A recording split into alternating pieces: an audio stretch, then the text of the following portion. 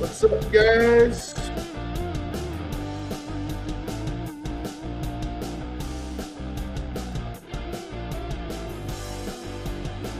Oh, the 5-minute countdown till the show starts. You're about to watch the Fourth and Goal Sports Podcast. We'll see you in a few minutes.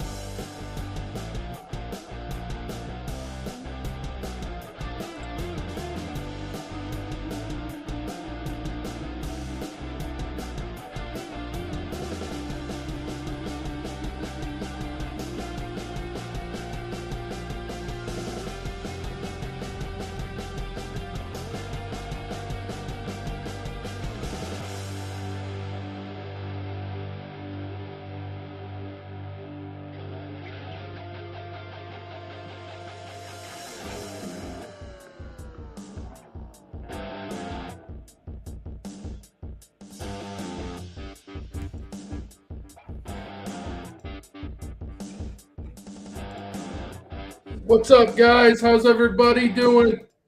I'm glad to be back. Good evening. How you doing tonight, David? Us in the NFL, Chris.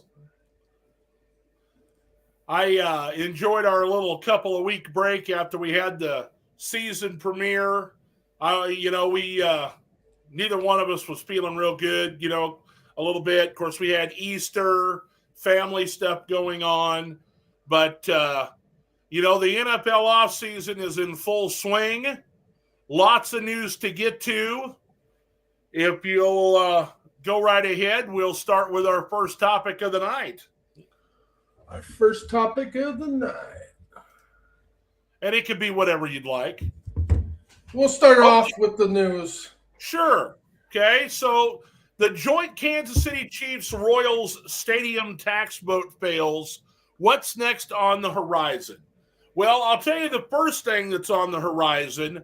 Panic Central. Oh, the Kansas City Chiefs are going to leave just like Cleveland went to Baltimore and the Rams went back to L.A. and the Chargers moved to L.A. And now, it's the end of the world, because this tax vote failed.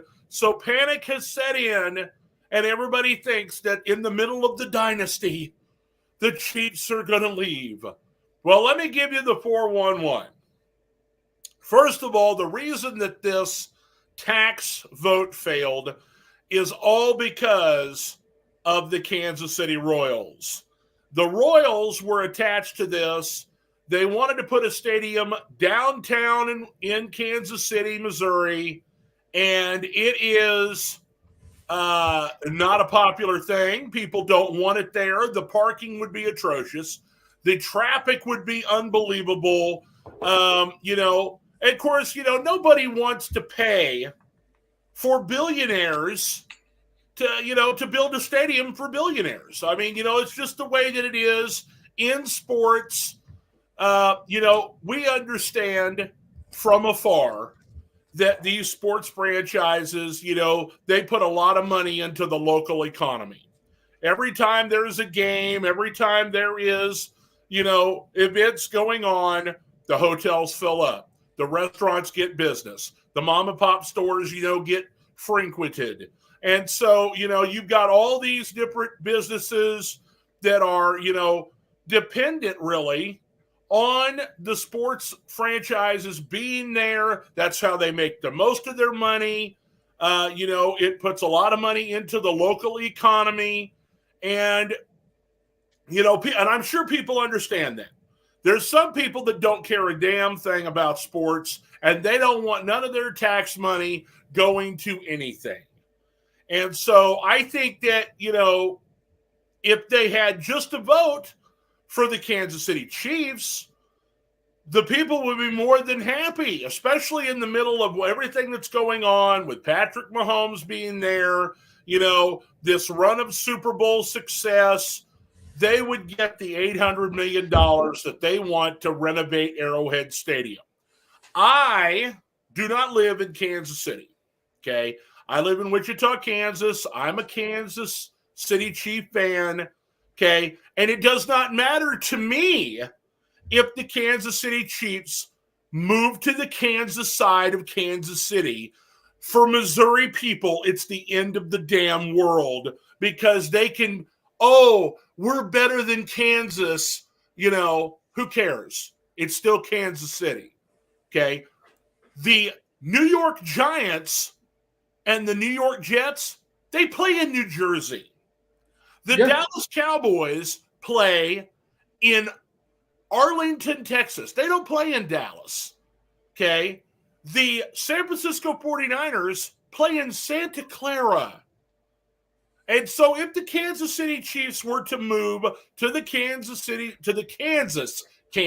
side, it's still Kansas City. Be glad they didn't ship themselves off to be the second team in Dallas, which will never happen in a million years with Jerry Jones there. In real talk, all you gotta do is cross the bridge.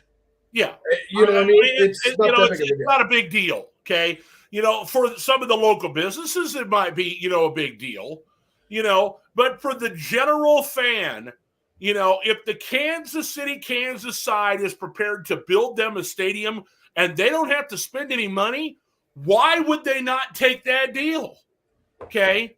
There's no reason for them to not take that deal.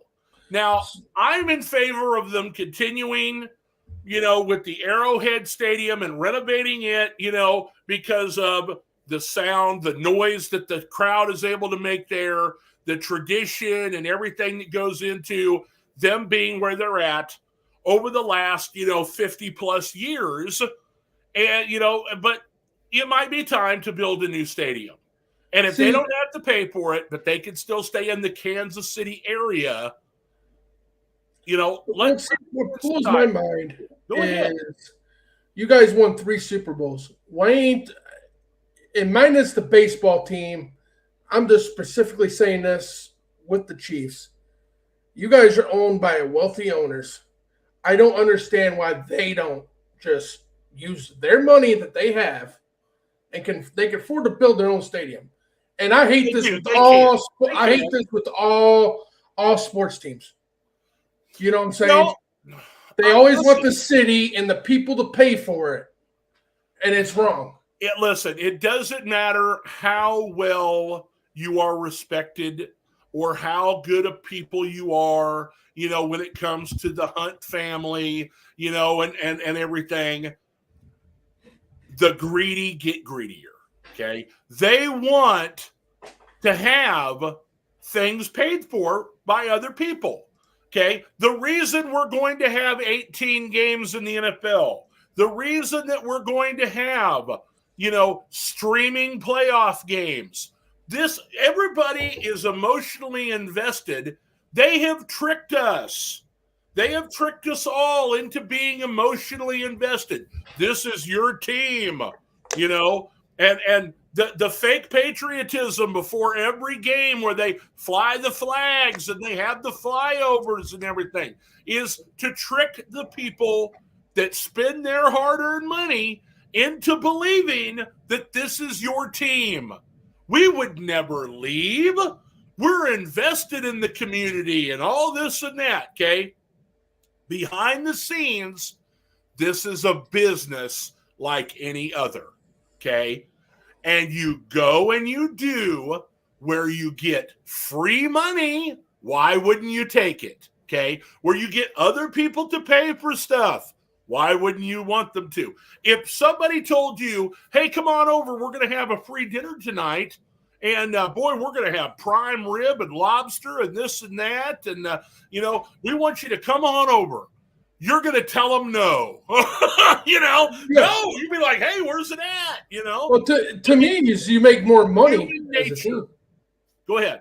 You make more money as a team if you just build your own stadium. I mean, look at the Lions. Not necessarily. Well, hang on. Look at the Lions. The Pontiac Silverdome, they left that stadium because, simple thing, every ticket they sold, they had to split the money with Pontiac. Every beer they sold, they had to split the concessions with the city of Pontiac. They built Ford Field with all their own money. They make 100% profit of every ticket, every beer, everything sold in that stadium goes to the Ford family. They don't give no money to Detroit, set their taxes on the land. That's it. Okay. And that's all well and good and that's fine. Okay. But to me, if you're winning Super Bowls like you are, it feels to me like they had to be forced into that position to where they had to do it themselves. Okay. If you have to do it yourself, I'm sure they would. Okay. They didn't want to leave Detroit. They're from Detroit. Okay. Oh, the Hunt family is not from Detroit. Okay. They're from Dallas, San Antonio. Okay. They don't live in Kansas City all the time. Okay. And so that's one of the things that gets everybody, what are we going to do? They may want to move it. They're looking at having other teams in Texas. Okay. San Antonio always has been a hotbed for the possibility of having an NFL team in the future. Okay. I mean, and for that matter, okay, St. Louis, okay, still in Missouri, moved to the other side of the state. Okay, they've already lost their team. They got the funding to build a new stadium, and they left and went to LA anyway because there was more money to be made in LA than there was to be made in St. Louis. So, I don't believe that they're going to be going anywhere. First of all, the lease, which we know can always be broken, the lease runs through 2031 at Arrowhead Stadium, which I believe is owned by the city. Okay, that's why they have a lease, and they're looking to renovate. They want to improve a lot of things. They failed on this NFL Players Association report card where, they talked about the owner and the locker room, which is stupid to me because I thought they had just renovated the locker rooms a couple of years ago because they showed them off on the local, web series that they do. The Franchise is what it's called for the Kansas City Chiefs. They have a web series that follows them around. It's been following them around since the year they won the Super Bowl the very first time, under Andy Reid with Patrick Mahomes.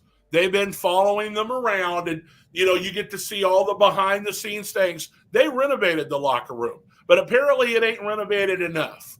The practice fields aren't as good as they'd like. The trainers, there ain't enough trainers. The training room's too small, And so, anything that the players who are pampered everywhere, can complain about, they complain because they, that helps them get better facilities. It helps them get more money pushed their way, just like the owners. Players are the same way. It's all about that money. And so, once again, like I said, we are fans of our teams. We don't own the team. They'll do what they want with the team. Okay. I believe that Kansas City will get things worked out. They will either renovate Arrowhead when they have another vote where it's just the Chiefs, or they'll end up moving to the Kansas side and they will still be the Kansas City Chiefs, but they'll have a brand new stadium. I bet you it will have a retractable roof because that's something the fans have wanted them to renovate Arrowhead with. Okay. And then it'll also have the rollout grass fields like Arizona and Vegas have so that they can host the Final Four, host huge concerts, do all kinds of things, and make money left and right when football season isn't going on. So there's my take on the whole, Kansas City Chiefs Royals Stadium vote. It failed for a reason because the Royals were attached to it mostly. Yeah. So next topic.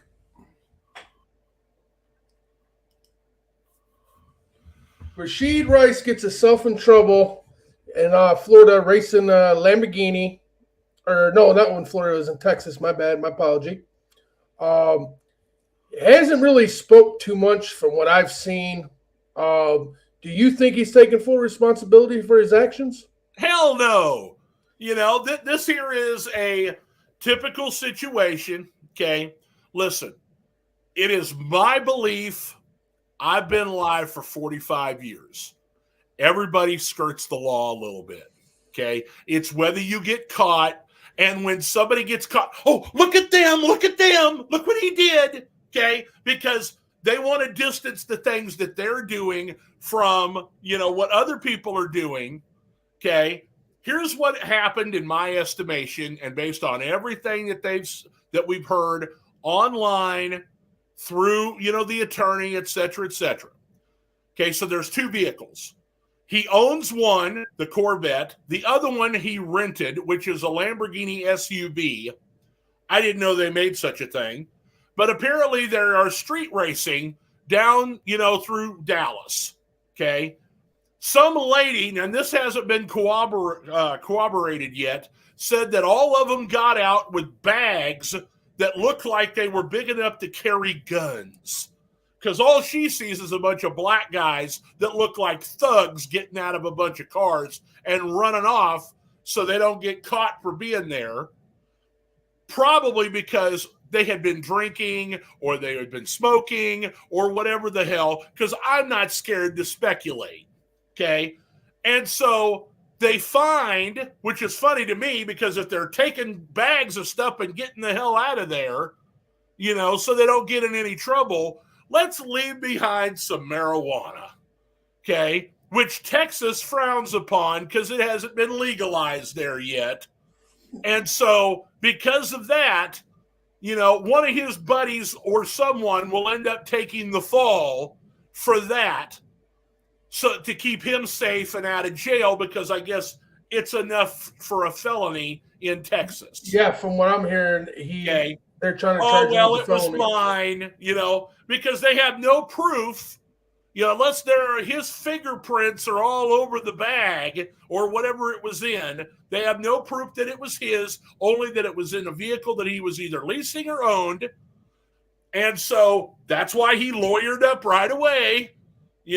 Luckily, no one got seriously injured. There will be, lawsuits and people will get paid and he'll get fined.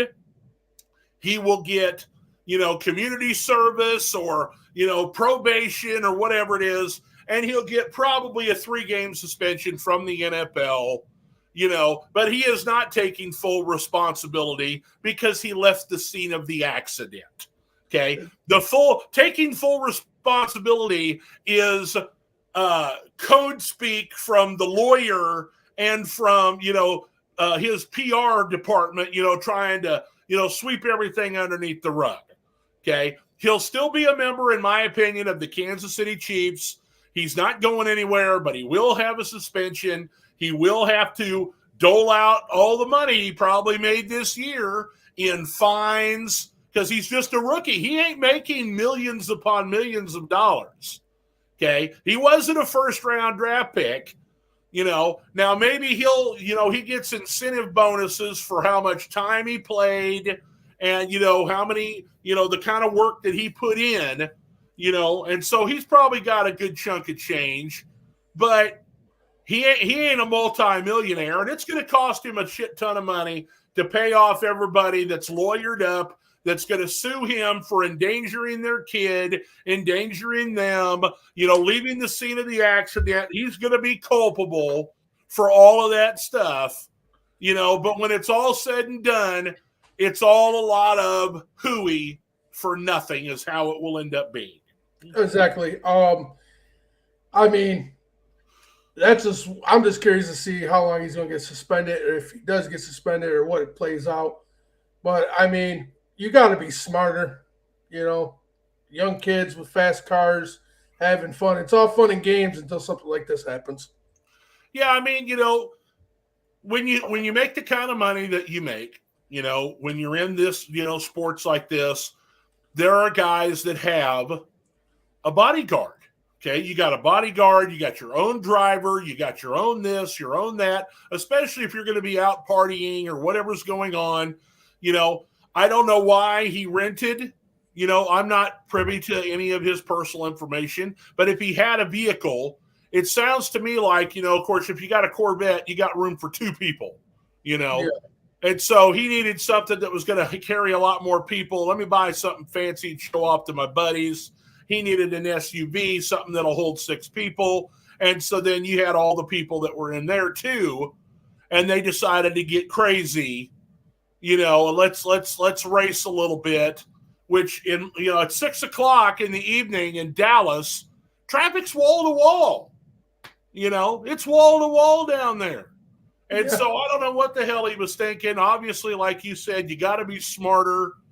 And I'm sure he's been chastised by everybody of any importance, from Patrick Mahomes to Andy Reid to Brett Veach to, his agent, and so, his taking full responsibility is going to be at this point paying out money in fines and lawsuits. That's going to be his taking full responsibility.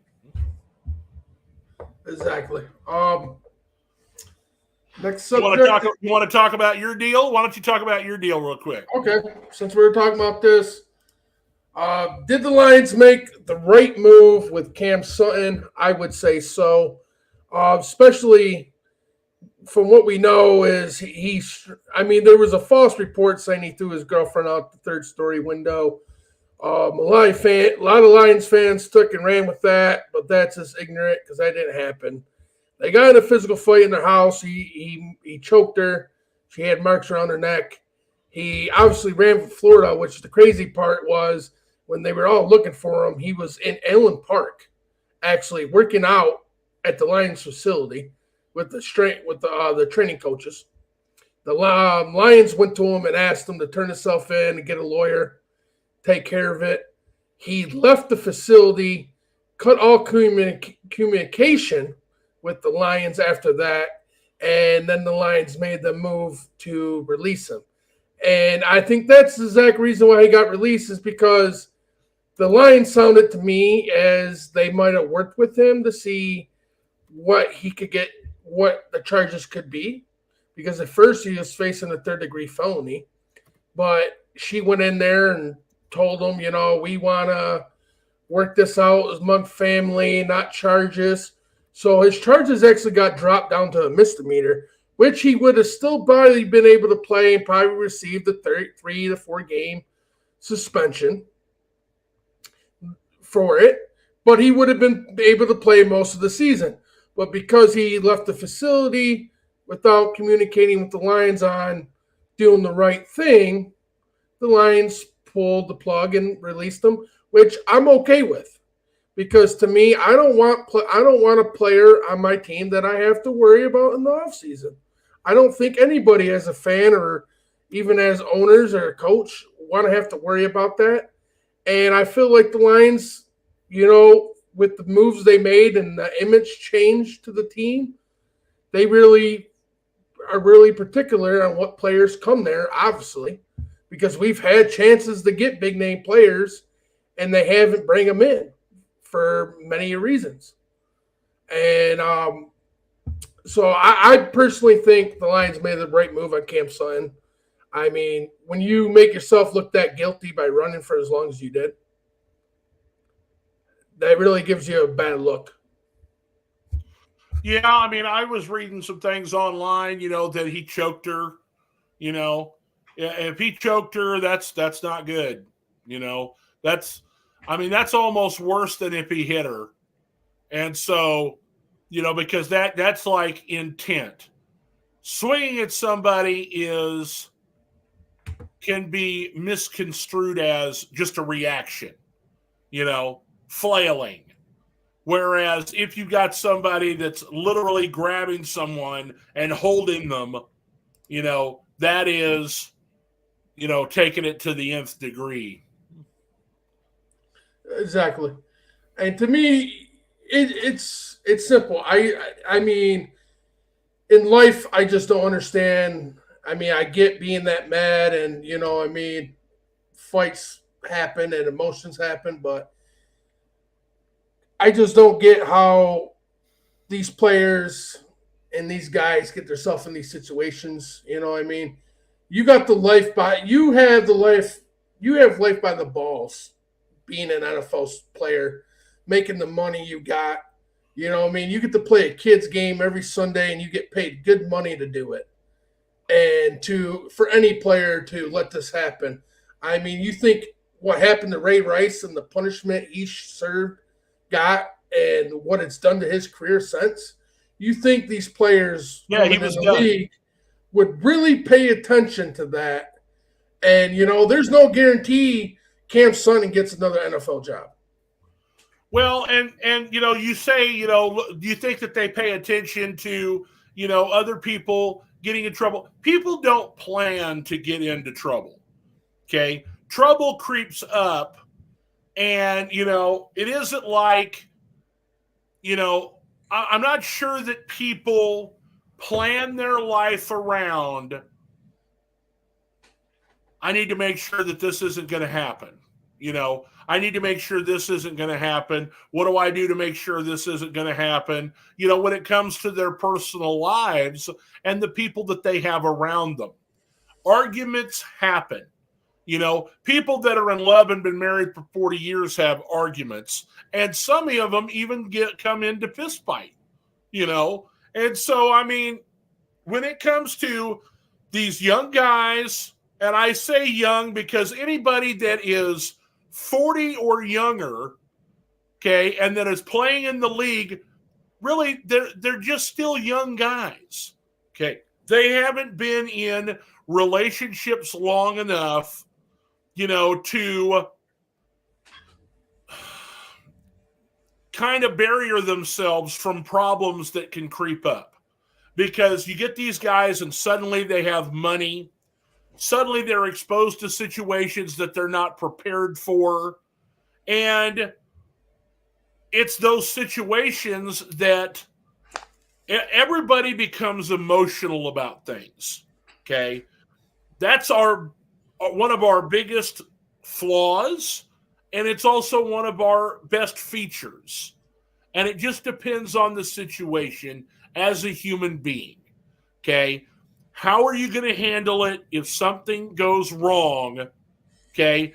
How much does it mean to you that you are willing to, lose control and get, all riled up over something that's happening between you and another person that you are either in a relationship with, they are family, they are a friend, they are, just somebody off the street.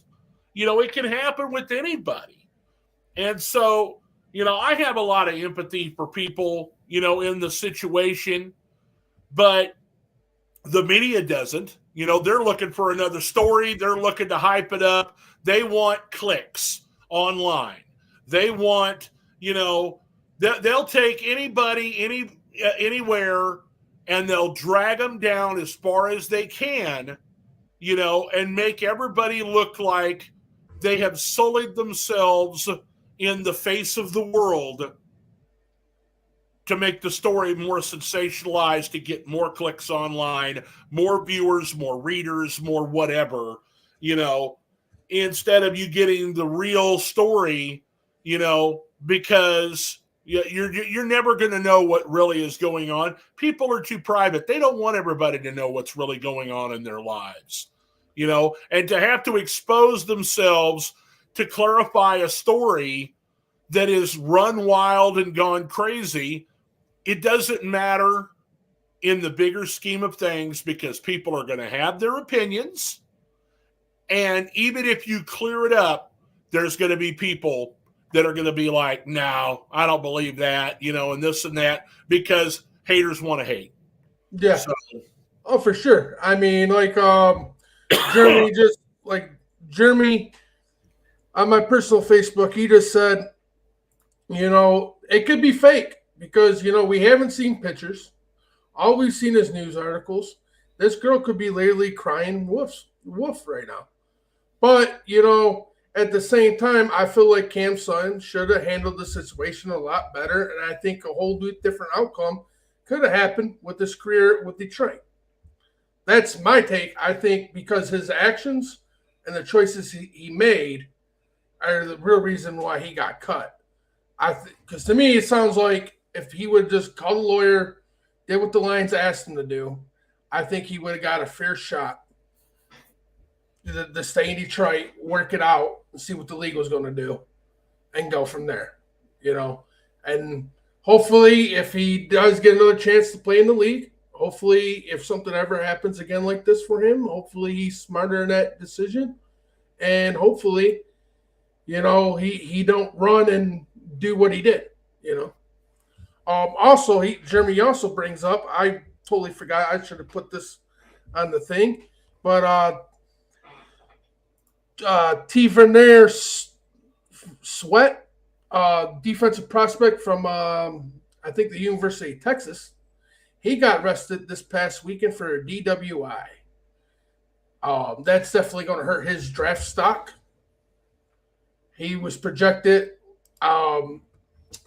Detroit was actually really interested in him from reports I read, and now him getting arrested with the DWI just a few weeks before the draft I think is going to really hurt his draft stock.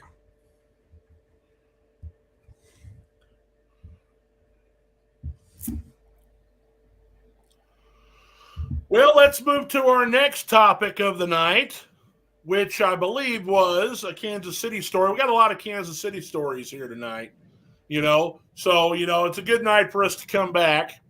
And I believe our next topic is that the Kansas City Chiefs sign wide receiver Hollywood Brown. Have the Chiefs finally replaced Tyreek Hill? And so from my perspective, I'm not that plussed about, Hollywood Marquise Brown. He didn't show a whole lot in Baltimore, and that's because you've got a running back playing quarterback in Lamar Jackson there. Now, he was wide ass open a couple times and caught some deep passes. Yes, he's got speed, and he's in the mold of Tyreek Hill because he's a shorter receiver with a lot of speed. Excuse me. He can get open, okay, because he is an elusive player, and he's already working with Patrick Mahomes down in Dallas, here in the offseason. Rice was there too, for a little while. I don't know if he's still working with them now. But for me, I think that you're never going to replace Tyreek Hill, okay? You're never going to be able to fill his shoes. But they're obviously at Kansas City. They're trying to improve their offense. Everybody said the wide receiving core was lacking this last year. Now, they got rid of Marquez Valdez-Scantling, who's getting a look with the Chargers right now. Okay.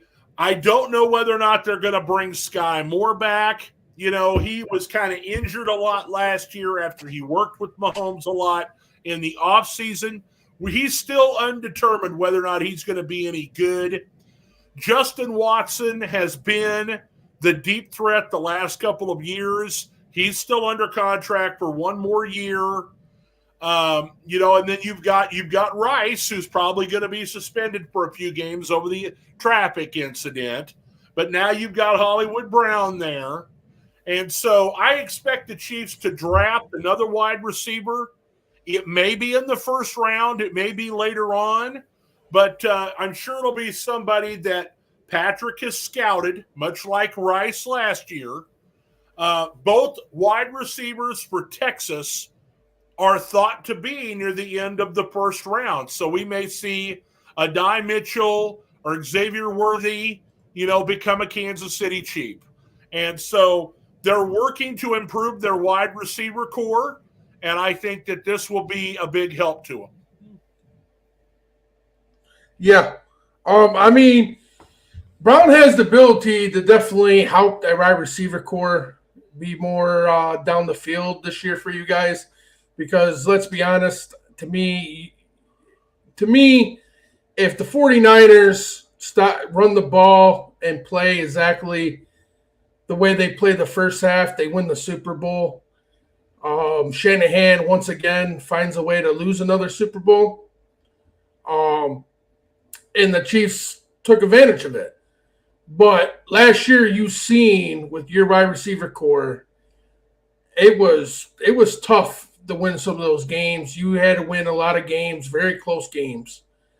So I think Brown definitely helps, especially helps with now Rice possibly, facing a 3 to 4 game suspension. So having Brown, and especially when Rice gets back, you got two people that can get downfield and open for Patrick Mahomes. You're definitely going to be drafting a wide receiver in this draft. Which is a good thing for this draft because, it's heavy wide receivers. Right.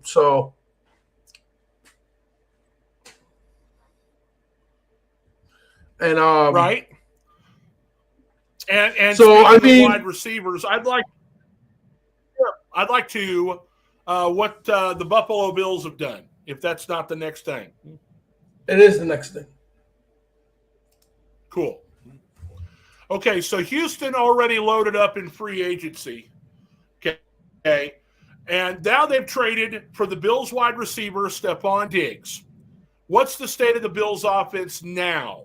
Okay, so if you don't know, I'll tell you.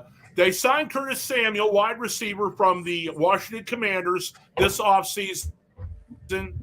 He saw James Cook really come alive from the running back position under new offensive coordinator Joe Brady when they fired Ken Dorsey mid-season at offensive coordinator.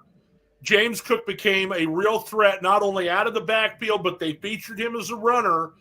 If you're in fantasy football, you better get him early because he's going to be making a lot of points this year.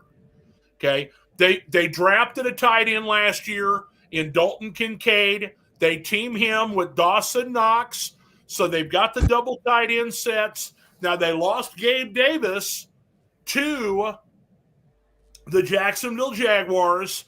They trade Stephon Diggs, and they wanted to get rid of him. Okay. They wanted to desperately get rid of him. It's causing them to take a massive cap hit for trading him away, and they're not even going to get a draft pick this year. Okay, the draft pick will be next year. Diggs was not happy with his contract. This is the second team that he's basically forced his way out using social media and his, attitude and behaviors. He forced his way out of Minnesota. Now he forces his way out of Buffalo. And then Houston, which is amazing to me, okay, they restructured his deal and eliminated the other years in his contract. They're giving him a $3.5 million raise, which is the money that he thought he was worth or whatever to make him happy. But he's basically on a one-year deal, okay? They're renting him for this season. When it comes to we're all in, the Dallas has done nothing. Houston's doing everything, and Houston is dangerous. As far as Buffalo goes, I expect that they'll draft a wide receiver, maybe in the first round. We'll just have to see. But they're going to be drafting ahead of Kansas City, unless somebody moves up. And so maybe they'll be after the wide receiver that the Chiefs were looking at. And it's funny, you read these line and such, and they said that Stephon Diggs wanted to go to Dallas, and Dallas didn't want to trade for him.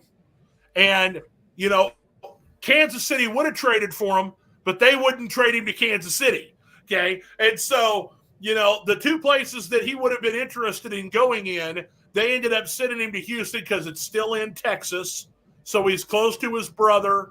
Trevon Diggs plays corner for Dallas.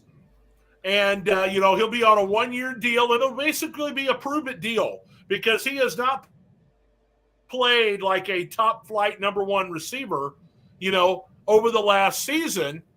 And, he's going to have some competition at the wide receiver spot when it comes to Houston.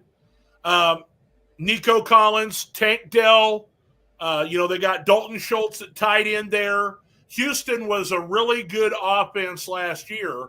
I'm concerned that he's going to go in there and he is going to be disruptive to what they're doing, because Houston is for real. Okay. They made the playoffs last year. They have bolstered their defense, and you can skip to the next thing there where we talk about, whether or not, Houston is a top 3 team in C, because I think they are.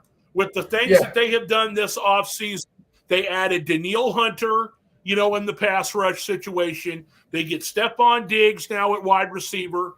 They traded for Joe Mixon from the Cincinnati Bengals.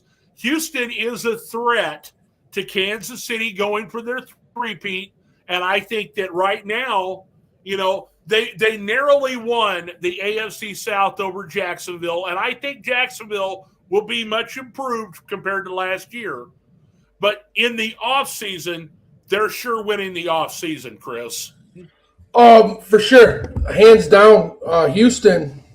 I mean, this is how I look at it. KC is obviously the defending champ, so of course they're going to have it on their back. Everybody's still going to want to beat them. They're still the team to beat. But I don't know if you can really say they're the team to beat in the AFC right now, because I feel like it's going to be Houston. As long as C.J. Stroud does not have a sophomore slump or get hurt, and that team plays like they did last year, with the wide receiver core they had without Diggs, was awesome play for them all last season. Now you add Diggs there, who, guess what? Like you said, Diggs is going to be a free agent. He has to go out this season and prove to teams because he's going to want a big payday next season for what team he picks. So in that case, Houston is crazy. It might look crazy to make him a free agent again at the end of the season and basically run him, but by doing that, they know they're going to get the best version of Diggs because, like a few people have said on my personal page of our broadcast, Diggs is a cancer at this point. He's done it twice, like you said, forced his way out of teams by social media, talking shit about his quarterback, giving teams bad looks. He's found a way to disrupt the locker room. And you could see it all last year, him and Allen fighting on the sidelines, having words. And Houston don't want none of that. So for that matter, now Diggs has to play his best football to get the money he's going to want next season. And guess what he can't do, David? He can't be a cancer in the locker room and be talking shit because he's not going to get that payday. So Houston is actually pretty damn smart for what they did, in my opinion. Well, and you got to remember now that he's on the team, okay, and he's basically on this one-year deal, they're not paying C.J. Stroud yet, okay? So they're going to have the cap room, for the next couple of years, and if he shows out and is a big part of their offense, they could just franchise tag him, okay? And then they'll bring him right back, and he ain't going anywhere. They have basically they are making this a show me what you got season for Stephon Diggs. They give him a little money to keep him happy. They did away with a couple years of his contract. It's up to him to show us what you got. If you play really well, then we'll pay you. If you don't play really well, we're not going to pay you this kind of money. We may still want you to stick around. It looks to me like he'll either get a great season, franchised, and stay in Houston, or he'll be kind of, the third wide receiver, which is what I'm expecting him to be, and he'll end up playing for Dallas next year so he can be with his brother. Exactly. But, as far as, still talking about top three teams in the AFC, okay, so you got the Kansas City Chiefs. Who's number two? Who's the number two team? Is it Houston or is Houston 3? The teams that come to mind for me in the AFC is Cincinnati's going to have Joe Burrow back. Now, I don't know what they plan to do, for the most part in their running game. They have a couple of wide receivers that are, one is tagged in T. Higgins. Tyler Boyd is available and hasn't been signed yet. And so their offensive stars on that team, are in flux when it can. The tight end has been a revolving door, and we've talked about this before. They had C.J. Uzomah, then they had Hayden Hurst. Now it looks like they're going with another guy. And so it's a different person every year. They're in Cincinnati at tight end. The running game is a question mark. Okay, so where do we go from there? Is it Jacksonville? Are they going to reload? They lost Calvin Ridley, but they bring in Gabe Davis. Okay, they've been bolstering their defense, this offseason. They got from the 49ers, and so maybe it's a growing year, a sophomore slump under Doug Peterson for Trevor Lawrence. There were some injuries. Is Jacksonville that second team, or are we overlooking Buffalo? Even though they've had what looks like, a mass exodus from their team, is Buffalo still one of the teams to beat in the AFC? They lost several defensive players after they had a lot of defensive injuries last year. Tre'Davious White is gone. Matt Milano is recovering from, an injury this offseason. They lost some defensive linemen, some linebackers. And then like I said, their wide receiver room is going to be probably completely different. They lost Isaiah McKenzie last year. Now this year, Gabe Davis and Stephon Diggs are gone. They bring in Curtis Samuel, and, they may lean heavily on the double tight end set. Probably going to have to draft a wide receiver or bring in another, player to be, either number one or number two. I'm not sure Curtis Samuel is a number one receiver. Who do you look at in the AFC other than these teams, that are possibly, a team that's in the top three? I would say Kansas City. I would say Cincinnati. Okay. I expect a big year out of Joe Burrow, and I feel like Cincinnati is about to bounce back. I got a dark horse. Okay. And we're overlooking perhaps Baltimore, but it looks like Odell Beckham Jr. is not going to re-sign there. They lost their number one running back during the season in J.K. Dobbins, and he's shopping himself around, so he may not re-sign in Baltimore. Gus Edwards went to the Chargers, and so you've got, a team that's in flux there that made it to the AFC Championship. They were the number one seed, there in Baltimore. But what about Pittsburgh? That's the dark horse that I'm talking about, okay? Pittsburgh has had a great defense. Their running game has been suspect because of a hurt offensive line, an offensive line that is not necessarily stout. There's some young players on the line, and they don't have a whole lot of experience. The offensive line has been in flux the last couple of years. But it seems like they've got a good wide receiver core. They've got a good tight end. They've got good running backs. What they were missing is a seasoned veteran quarterback, and they've got one now in Russ Wilson, Chris. Pittsburgh is going to be a dark horse for me. But for me to go there, I got to see how Russell Wilson played.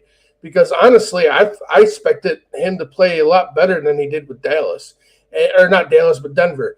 And don't get me wrong, it's not all on him.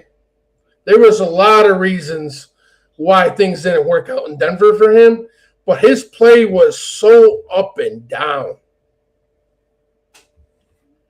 And you know what I'm saying? To me, so to me, I got to wait till the season comes. But I really do feel like Pittsburgh will be in the playoffs this year, and they can make some real noise as long as Russell Wilson can play. See, I look at what Russ did, okay? The team did not play well. The defense was horrible the first half of the season, and you think they've got good wide receivers, but hell, they shipped Jerry Jeudy right out of town to Cleveland, without a second thought. They got rid of him. Sutton has been all right. Cortland Sutton's been okay, but the tight end, you don't know what you got. You got a late round tight end who used to play for Peyton in New Orleans, is basically your starter in Troutman. And the running game, they've got Javonte Williams. They added Samaje Perine last year, but, they struggled overall as a team. Now, Russ didn't play bad. He threw 28 touchdowns. I think he only threw 6 interceptions. And yet they're trying to lay the blame at his feet when I think it was an organizational failure. If he throws 28 touchdowns and only 6 interceptions for Pittsburgh, they'll be challenging for the AFC North title, okay? Because they've got the kind of team that can back what he does. Excuse me. When he was in Seattle, they ran the football, okay, threw in a couple of deep passes every once in a while, but they played defense. They had the Legion of Boom. They had Marshawn Lynch. Well, you got a two-headed monster there running the football in Najee Harris and Jaylen Warren, okay? These guys are really good running backs. They're great out of the backfield as receivers, which is right up his alley when it comes to Russ Wilson, okay? And they've got some guys that can go deep, okay? Calvin Austin has been underutilized since he became a member of the team a couple of years ago, but he's a deep threat. And George Pickens is a superstar just waiting for a bona fide quarterback to show up and get him the football. Now, they shipped Deontay Johnson to the Carolina Panthers, so wide receiver is another spot here. This is the third team that we've talked about here in our broadcast so far that's probably going to be looking for a wide receiver, maybe as early as the first round. But Pittsburgh is notorious for finding diamonds in the rough at wide receiver. You know, Antonio Brown came from Central Michigan, and they got him in the mid-round, okay? They pick up wide receivers. They know what to look for, the traits that they want, and these guys come in, and you're like, who's this guy? And then he starts catching passes, and you're like, wow, okay? So I think that Pittsburgh will find them another big-time wide receiver, you know, to pair with the guys that they already have. And I think Pittsburgh's going to, like I said, they're going to be my dark horse. I think that the funny thing to me is listening to all the chatter online, listening to these shows, you know, on ESPN or Fox or whatever, is that people still want to put so much stock in the New York Jets. Okay, because Aaron Rodgers is going to be coming off that injury. Well, how long is he going to last? I hope it's going to be more than 4 plays this year, you know, because they don't have a backup plan at quarterback, really. Okay, the running game, yeah, they got a couple of good running backs, you know, but and you know, they signed Mike Williams, who used to be with the Chargers. They'll pair him with Garrett Wilson, so they got a couple of real good wide receivers. They got C.J. Uzuma there at tight end, you know. But how is the offensive line going to perform? Can they protect Aaron Rodgers? If they cannot, the Jets aren't going anywhere, whether they got Rodgers healthy there or not. Exactly. They said post the link to your I just did. I did it on 4th and Goal Sports on StreamYard, and I did it on my personal thing as well. Yeah. If you join the NFL Renegades group on Facebook, you'll find the podcast there. But, you know, if we want to get comments on the stream here, I think you've got to get them to sign up for YouTube. Is the only way that. Well, it's either YouTube, I believe, it will show up, or it's actually 4th and Goal Sports. It's 4th and Goal Sports page. So if you guys want, because if you guys are commenting on my personal page, I can't put your comments on the screen. But if you go into 4th and Goal Sports and like and follow and get the broadcast there every time we're live, and the comments on there I can put right on the screen. So I'm pretty sure YouTube does it. I don't know why my personal Facebook comments don't show up on this, but I know it might be a setting that you've got to. I'll have to look. Excuse me. But I've been following it tonight on the comments because I've been getting quite a few comments the last couple of shows, and I realized that they weren't coming on our end. So for everybody, I put the link on all pages for our YouTube. Go subscribe to the channel. Also, Facebook, if you go to 4th and Goal Sports, subscribe. I do my best to share all information to the NFL to that as well. Same thing with the NFL Renegades. It's a 32 group page, so you got fans of everybody in there. There is a little shit talking and a little joking going on, but you know, majority the Renegades is a group where we talk real football. Also, you'll see me and Dave give each other shit, etc. You know, it's a fun group. I've been running it for about 5 years now. There's about 3,000 people in it right now, so more the merrier. Well, that's the first hour. Hopefully, we won't go a full another hour because I get tired on Sunday nights. What's our next subject, brother? I think we covered it all. No, there's one more. I know for sure.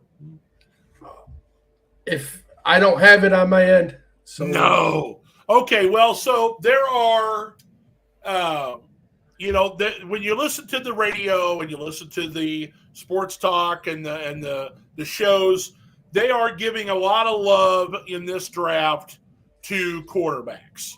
And they're giving a lot of love in this draft to wide receivers and offensive linemen. But they have other positions. You found it, didn't you? Yeah. I lied. Sorry, boys and girls. Okay, so let me read the thing.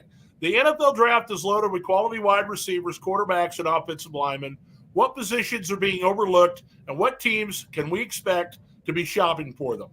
So here's my number one thought, okay, because this is my hot take, if you will, for the broadcast.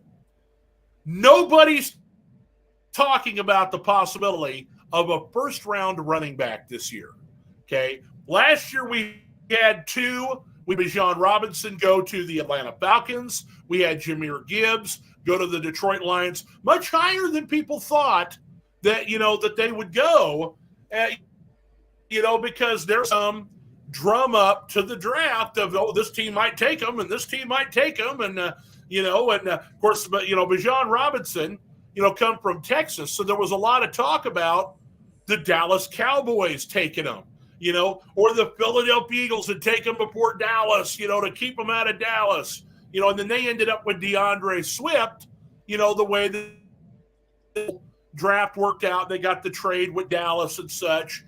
And so there's a couple of running backs, most notably in my mind, okay, is Corum from Michigan.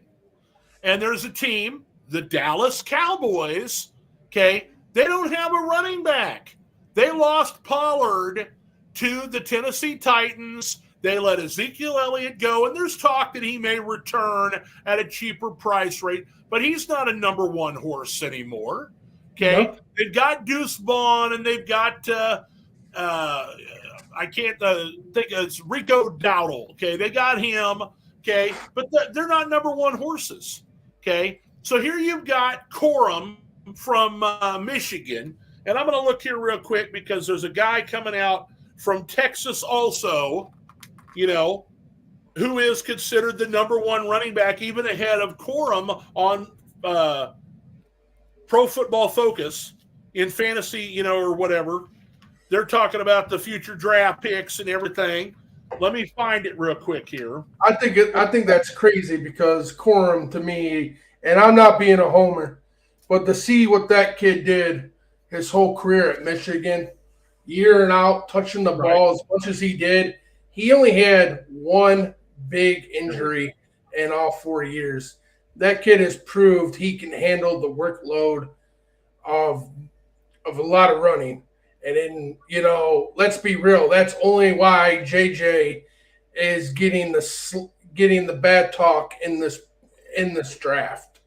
Out of the quarterbacks, in my opinion, is because Corum was so good, and Jim Harbaugh has run the ball first before he throws the ball. So to me, the steal of running back in this draft is Blake Corum. Right. You're getting a Derrick Henry 2.0. Well, I'm not sure he's that. I mean, he's not that big of a guy, isn't he? He's a bit of a smaller dude than Derrick Henry, isn't he? But he is powerful. He's like 230 pounds. So he's only like 10 pounds lighter than Derrick Henry. Derrick Henry, if I'm not mistaken, is like 240. And I don't mean like he's going to beat, Derrick Henry. What I'm really meaning by Derrick Henry is what other back have you seen be able to hold a huge workload and stay healthy in the NFL for multiple years? And to me, that's Derrick Henry. Derrick Henry's The only thing that I would be concerned about, we're talking about, him getting drafted in the first round and everything is, people are like, oh, well, they're not going to be drafting running backs in the first round anymore because of they're just not as valuable. And that's wrong. You draft them in the first round because you're going to give them a heavy workload. You're going to get 3-4 years out of them before they're going to get paid. And then you can decide to get rid of them and get a new one. Okay. Which is something that years ago, Jimmy Johnson thought he was going to do that with Emmitt Smith. Okay. He thought that he was drafting Emmitt Smith. They were going to run him to death for 4 years and they'd get him a new running back. He didn't know what he was getting. Okay. Well, now you've got Blake Corum coming up. He's got a lot of mileage on him for Michigan. Okay. He's got a lot of carries and everything. And so, how is he going to be able to, hold up to the workload in the NFL if they use him as a number one guy, no matter which team drafts him? And that's why I think that Pro Football Focus has Jonathan Brooks out of Texas is their number one running back right now. Well, see, here's the thing, too. I just want to mention workload on him. Okay? Well, no, you're totally right. But let's not forget they said the exact same thing about Jonathan Taylor, and look how good he's been since he's been in the league. Well, he was injured the previous year, okay? Yeah. And so he wanted paid before he played this year, and there was some infighting there in Indianapolis before he finally got his money. And to be honest, I hate to be on the side of ownership because I'm a player's guy. Zach Moss was doing a great job for Indianapolis. I wouldn't have paid Jonathan Taylor, okay? They paid him, and then they had to get rid of Zach Moss. They had to plan to go ahead and do that because they were going to have to pay one of them, Yeah. And so Moss ended up leaving, and in fact, I think Moss might be the one that went to Cincinnati. I can't remember if that's right or not. But let's see here. We got knee biting the Motor City Lions. Do yourselves a favor. Go look up Billy Regans Jr. He graduated in 2023 from Prairie View, playing arena football for the Tulsa Storm. Okay, well, but is he's playing in the Arena League. I mean, they get players from everywhere. I'm watching the UFL, and they get players everywhere. So maybe he's been overlooked, but here we are. We're talking about the draft. If he's already in the Arena League, that means he's already been eligible to be drafted and either didn't get a shot or, whatever the case may be, he slipped through the fingers, at some point if he's really that good of a player. And if he's that good, he's going to get a chance once their season ends. Well, and that's all well and good, but if he's playing in the Arena League, comes to his, measurables and everything, what you have is probably a guy who's a good receiver out of the backfield. Dallas, who I was specifically talking about, needs a workhorse, pound it between the tackles kind of running back, or somebody that can make some plays, and be a number one guy. And so that's why I mentioned Corum. Dallas has been drafting Michigan players a lot over the last 6 to 8 years. They got their tight end last year. Okay? Yep. And Mozzie Smith. Yeah, I put Taco Charlton from Michigan. Who? Taco Charlton. I know. That's been a few years back. I could be wrong. They got Mozzie Smith too, the defensive tackle from Michigan. Yeah, well. There you go. But like I said, so they have been, picking up guys, left and right from Michigan. Maybe this is an opportunity because nobody's talking about it. I think maybe Blake Corum, in the first round of Dallas might be a pretty smart thing. He said he's 6'2", 219 pounds, 4.4640. Right. But why did he slip through the fingers? Are people looking at him right now? Is it somebody, when's the Arena League season over? I didn't even know Arena League was going on. It's going on. He's a small school guy. It doesn't matter. If they're talented, they'll find them. Believe me. Okay. I'll give you an example. You know, I live here in Kansas. Okay, we got a smaller university here called Emporia State University. That's where Leon Lett was from. Okay, talking about Dallas. Okay, and Tyreek Hill played, locally at a community college here before he went, to another. They go from the small school to a bigger school sometimes and transfer around, which is a lot more common now that the transfer portal allows them to play immediately in comparison to you got to sit out a year. Yeah. And now, talking about the draft now. Okay.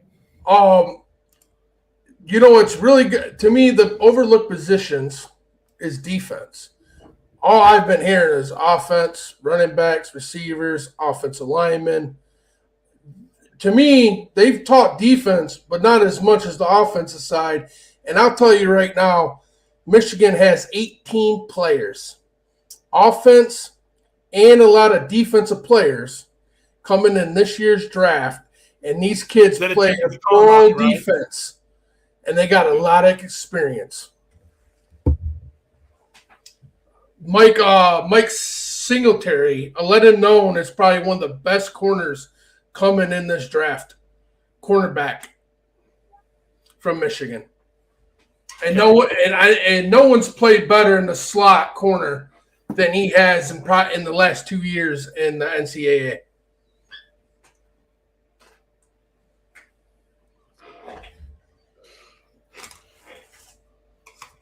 Him and the kid from Alabama, McKinley. Yeah, Kool-Aid McKinstry. Yeah. Chris Sims, and I don't have it here. There's a guy that played at Toledo he's in love with. He said if he played at Alabama or Michigan or Ohio State, he'd be the number one corner taken off the board. And he doesn't think that he lasts through the first 12 picks, even though he went to Toledo, which is amazing to me because, it sure feels like we're probably going to have 4 quarterbacks go early. We're going to have a lot of wide receivers go early, before we start getting to the Dallas Turners at defense or, the Kool-Aid McKinstrys and defensive players that, that are coming out this year. And so, you've got quite a few good players. There's only 32 picks in the first round, so you can't fit them all in. But McKinstry, yeah. Oh. So okay, so do you have the draft order? No, I do not have the draft order. Let me get this here real quick. So we're gonna have a mock draft, and we've been talking about it. What we wanted to do is kind of like what we did last year, but it was so much work getting people to represent their own team, even though it's only the first round. Okay, to pick who they wanted at their position if they were available. We used the Pro Football Focus tool last year, and I made phone calls and texted people to get who they would take at that position if they were available, what they needed, and we filled out a first round and presented it to our audience here. And like I said, it was just so much work. We've decided that we're probably going to do the mock draft between either the two of us, or we'll get a couple more guests to join us here on the broadcast, and each of us will pick for a number of teams, as far as who we think they'll take, and, do our own little mock draft here in a week or two. We'll definitely do it. It'll be the weekend before the draft will be when we do it. And so, Chris is looking into inviting a couple of people to join us who are knowledgeable about not just their team, but the overall league. And, I told him, I said, hell, I'm prepared to draft for 5 or 6 teams, because I know what I think they want, what they're looking for, the way that, they typically draft. because I pay such close attention to things in the league. And if we get a couple more guys that can do that, I think it'll be really fun to see what we can come up with. Yeah.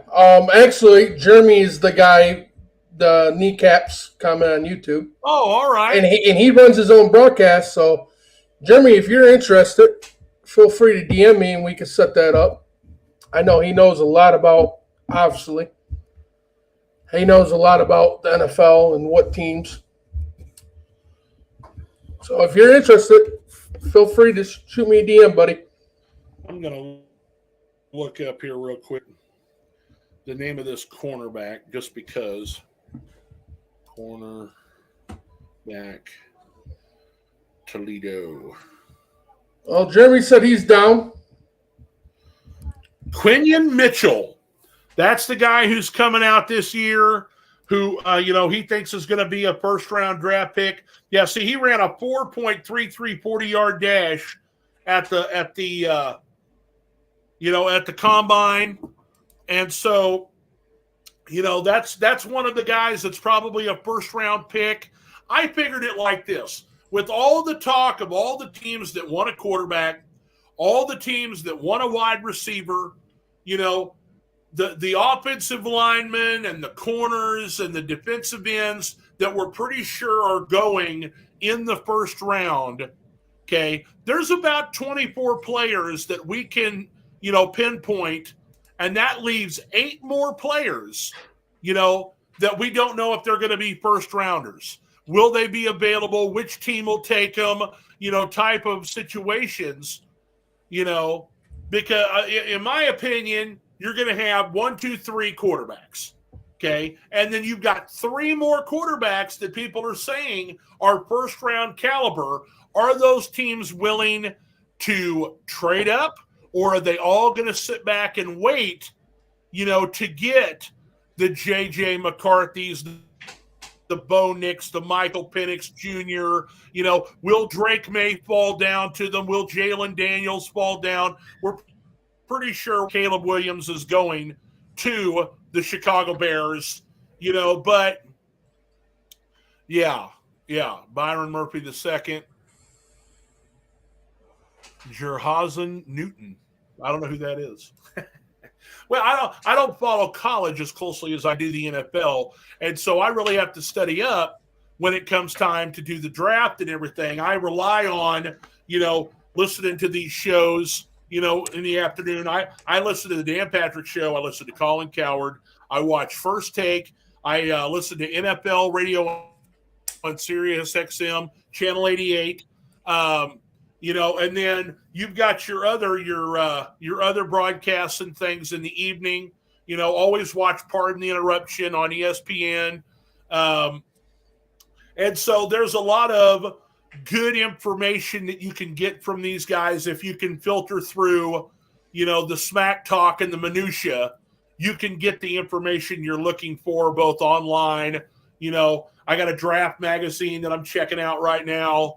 And so, yeah, I mean, I agree with you that they, I think if they just stand pat, they're going to get a quarterback. They don't have to trade up.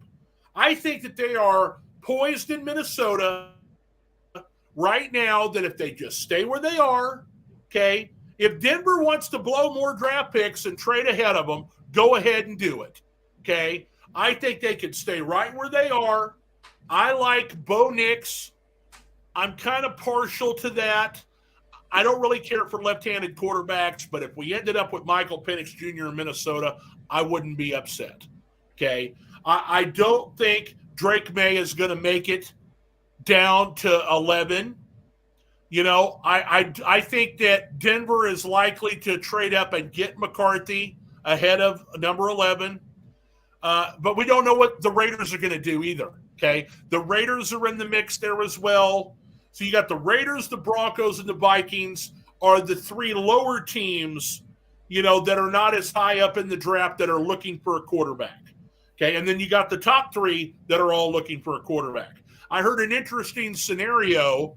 Mike Tenenbaum, the former general manager of, I think he was with the Dolphins and also the Jets, suggested that the Vikings could trade their pick, for Kyler Murray with the Arizona Cardinals. Okay, and I'm like, why would they do that? They'll get a much cheaper quarterback, by just standing pat.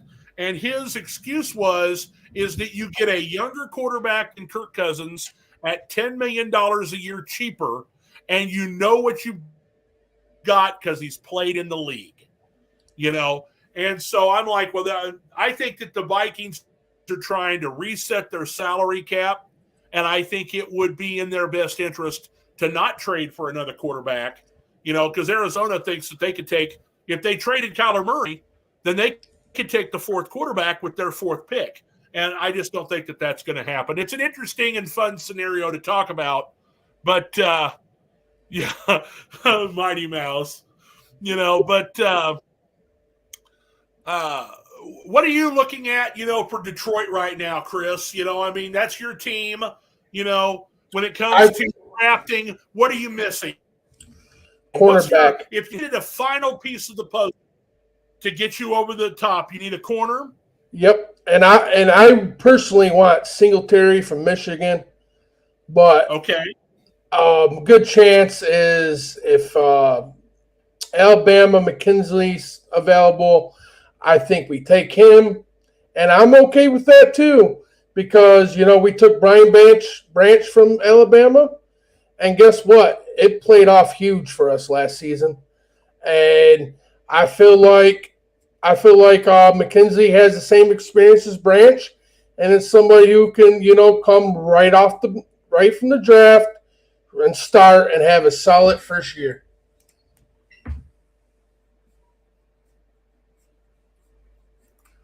Will do, buddy.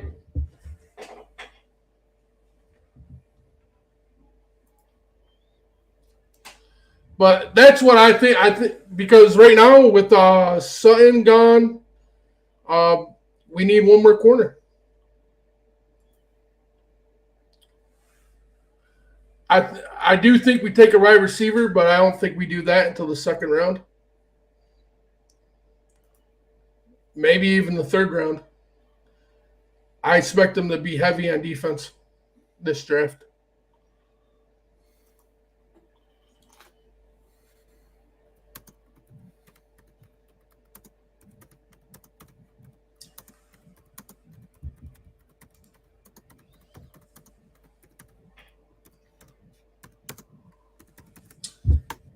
Where did he play college at?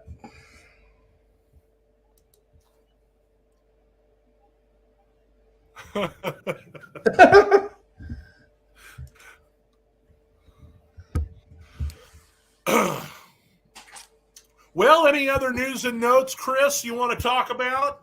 Or do you want let me see about Sharon real quick. The draft board here. Oh, that's not what I wanted. All I know is the deep downtown Detroit is they're building the stage for the draft as we speak. I've been sharing live update pics of it. It's I think it's gonna be in a sweet location.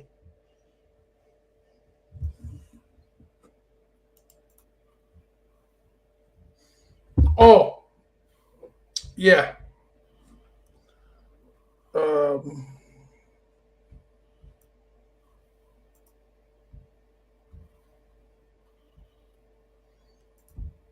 Hang on. I'm trying to go back. You have to do it, don't you? Do what? I put it up, but then you have to put it on there. Yeah. Well, I didn't know what you exactly said. I was just gonna put the draft board up with the draft order, and so I'm sharing the screen, but you have to put it on there so that we go to the side and it shows it for everybody. There we go. You might eliminate the bubbles real quick. Anyway, so here we go. I mean, this is the draft order. I think most people already know what it is. And so, you've got 2 picks for the Chicago Bears at 1 and 9. Minnesota traded up with Houston And so Minnesota's got 2 picks also. And as we were talking earlier, I think if they just stay at 11, they will be fine.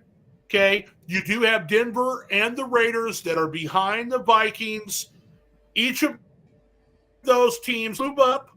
Or if they all stand pat, I think Minnesota ends up with the best of the 3 remaining quarterbacks, which in my estimation, of course, you're a homer. You want J.J. McCarthy.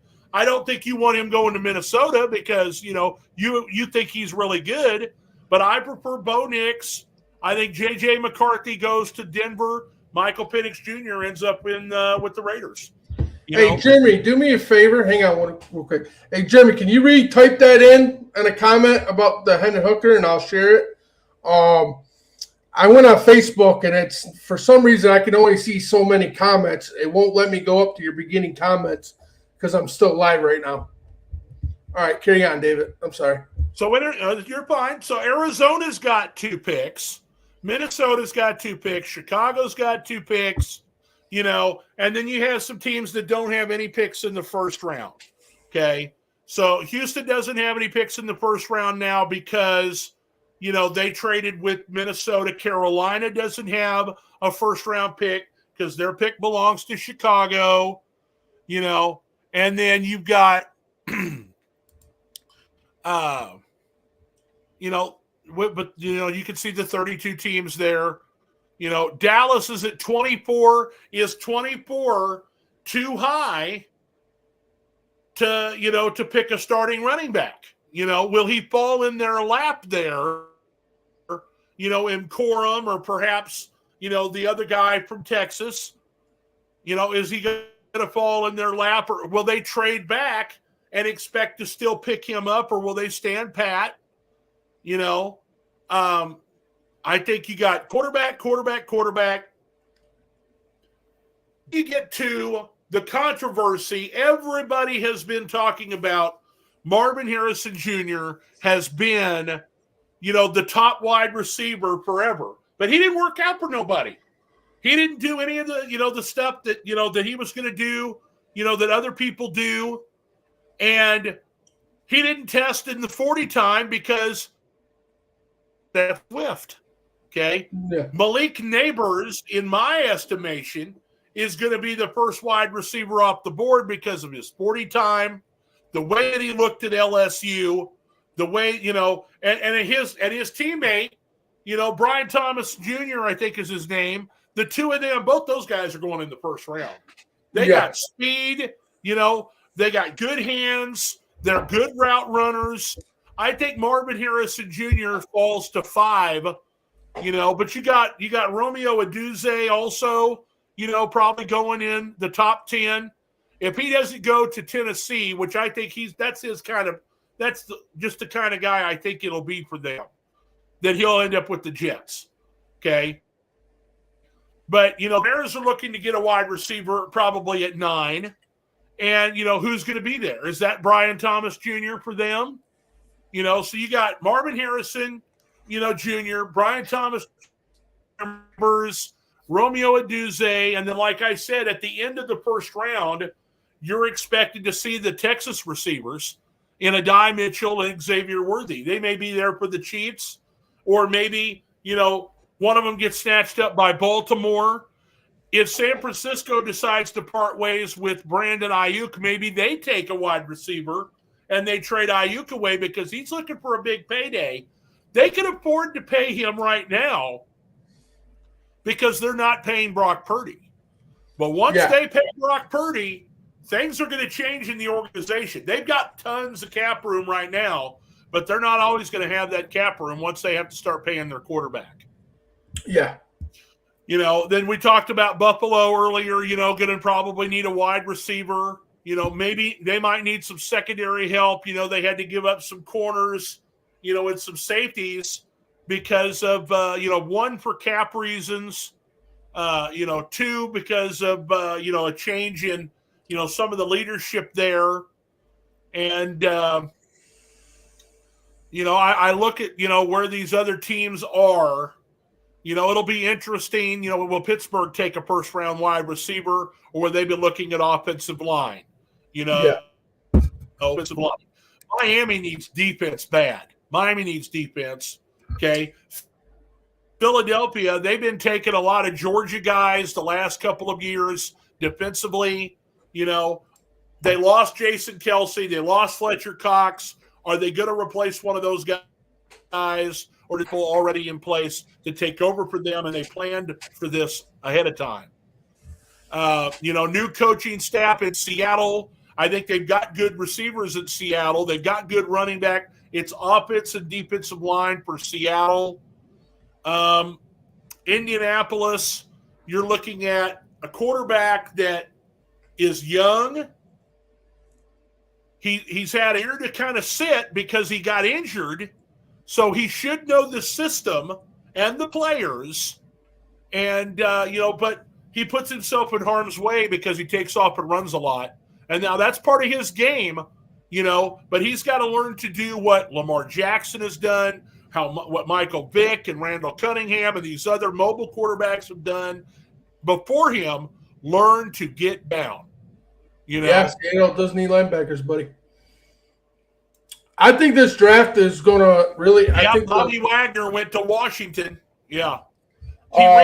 He reunites with Dan Quinn. Sorry, Chris. Go ahead. Good. I think this draft is really going to plan out on what the first 10, 15 picks are. I think before you see running backs take off the board, I think it's going to determine on what the first 15 picks of the first round happens. Yeah, and I'm not saying that there's going to be a running back taken in the first round. I just find it interesting that nobody's mentioned it. Okay, no one, in any of the sports shows or the radio or television broadcasts, I have not heard a thing about a running back going in the first round. And there's a couple of really good ones. I've heard that too, buddy. Hey, listen, it's all up in the air when it comes to quarterbacks. If they want J.J. McCarthy, they can take him. They can get him right there.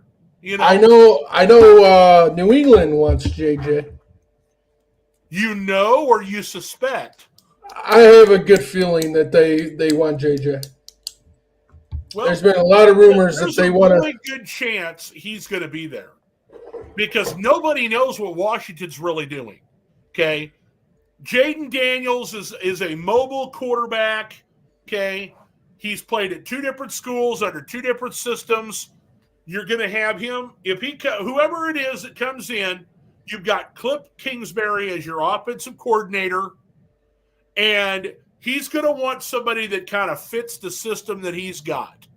He's had some mobile quarterbacks in the past when he was at Texas Tech, when he was the offensive coordinator, when he was the, head coach in Arizona. He had Kyler Murray, who was obviously mobile. And so I see him taking Jaden Daniels in Washington. I think that it's going to be a draft day decision on the part of New England to move down because they think they could still get the quarterback that they want, or take the guy that's there that they want that's still available. Okay? Are they going to go with Drake May? Are they going to take J.J. McCarthy? Because just because Tom Brady went to Michigan doesn't mean they have to draft the Michigan quarterback. Okay, that's a big thing that's being talked about online is, they're going to take the next Michigan quarterback because he's going to lead them to the promised land. But it has nothing to do with where they went to college, and it has everything to do with, does this guy fit their system? Is he, a personable guy? Is he a leader? Is he going to be one of these guys that's the first in the morning and the last one to leave? Because you have to have someone that is committed like that if you want to put together a championship team. Okay, you can't have Kyler Murray playing video games in Arizona instead of studying the playbook. And he's not the first one in and the last one to leave, okay? Now, I think that he is a terrific athlete. But from, everything that we have heard, okay, I wouldn't want Kyler Murray as my quarterback. Okay. Yeah. Just on the things that have been discussed, the clause that was in his contract that he had to study and work and this and that, and then it embarrassed them, so they had to take it out and it made them all look stupid. See, here's my thing about JJ. I told David personally, us talking, I think JJ is the best quarterback in this draft. Because what David just said, is that quarterback going to be the first one in the room and last one? He's done that every year at Michigan. He's been so dedicated at Michigan. He's one of the most calmest players I've seen play in college. Regardless if the game was going bad, you've never really seen JJ ever get out of character. And I'm not saying that he's going to come in the NFL in his first year and do something crazy, but I think he is that quarterback that you can develop, you can build around, and that he will be a winning type QB. Now, do I think he'd be the first overall pick? I mean, if I'm the Bears, I take JJ. I wouldn't trust, or somebody else for that matter. I don't trust Caleb Williams. And the other quarterbacks, don't get me wrong, Washington's quarterback, he had a hell of a year. But look who he played with. And when he got to Washington, go back to what he did in Indiana. There's a night and day difference. He had a lot of better wide receiver core and players on that team, and to make him look as good as he truly was.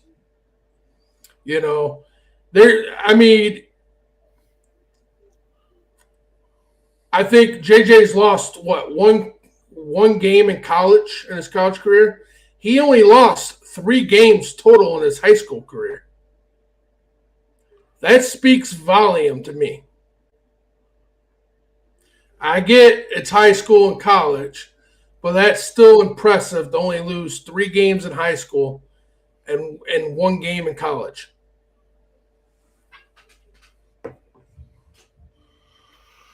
Well, once again, we're looking at we can discuss, which quarterback's better and everything. They're going to have to prove it on the field.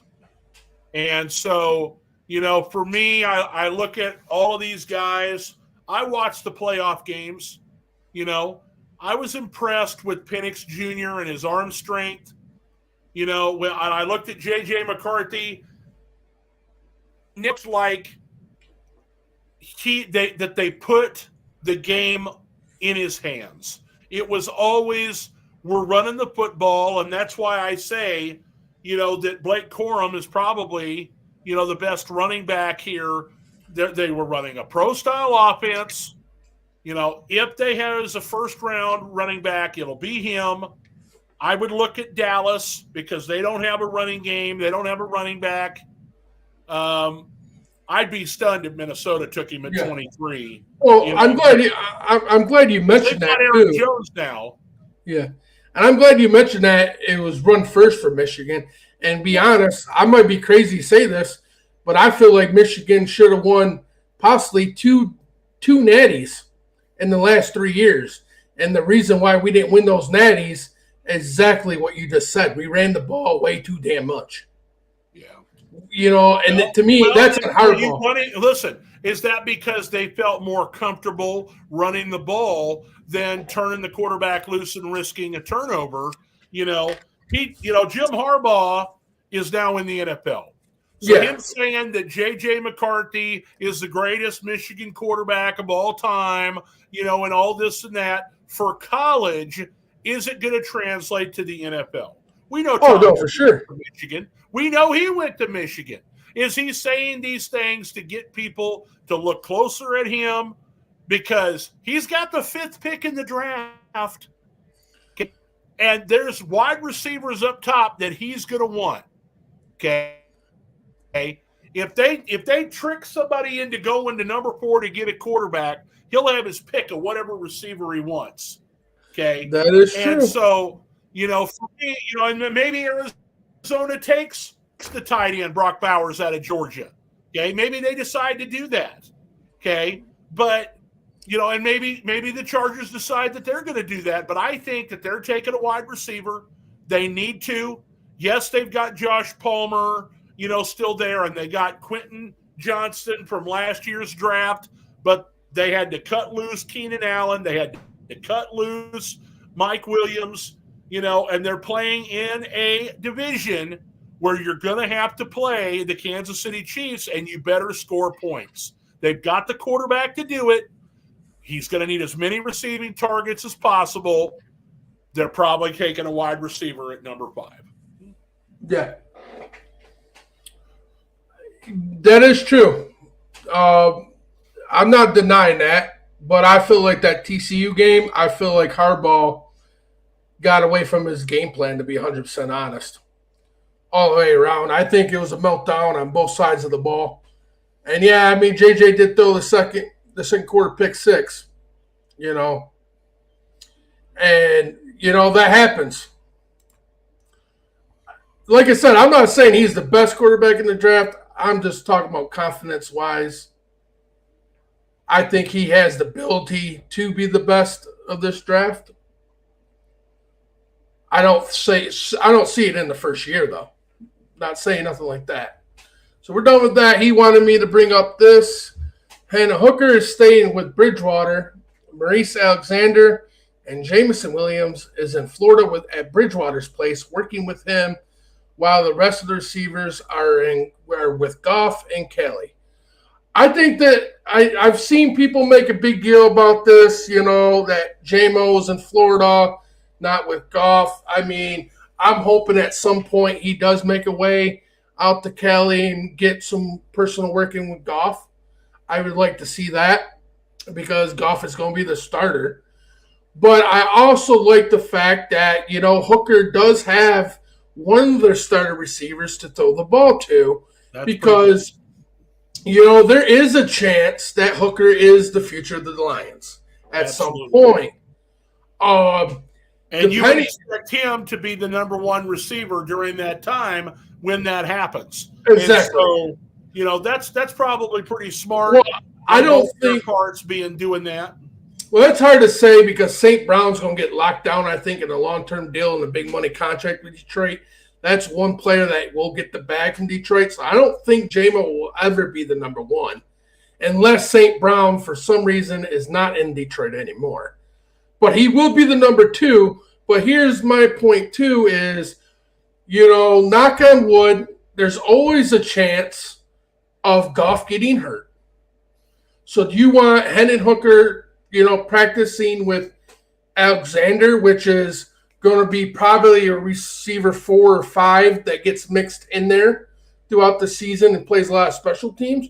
Or do you like the fact that, he has J-Mo there that he can practice with, get to know, in case he actually has to see the field this year for some reason? So I think it's a great thing, and I love the fact that, he is with Bridgewater.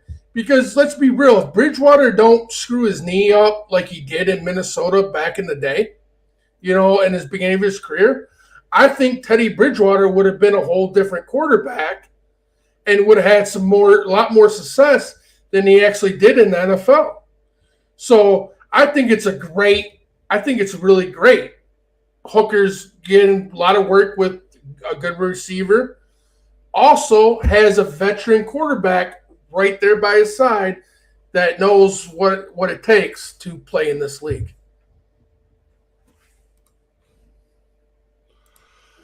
Well, my friend, I think I've had about enough tonight. I want to thank everybody. Sorry I spelled watching stupid.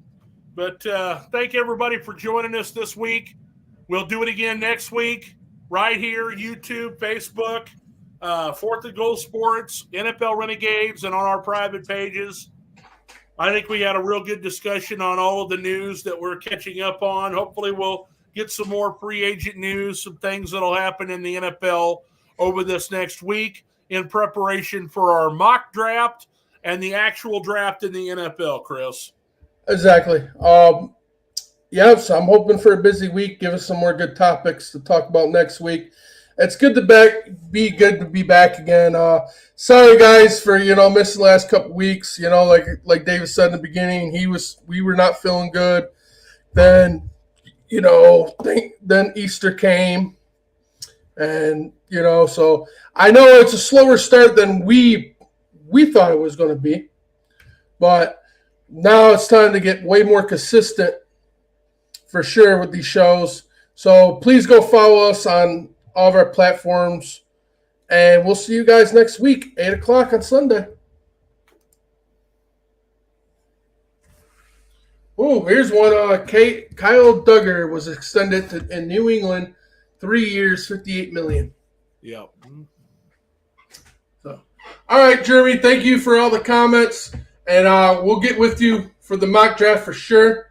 I appreciate that, and we'll see you guys all next week.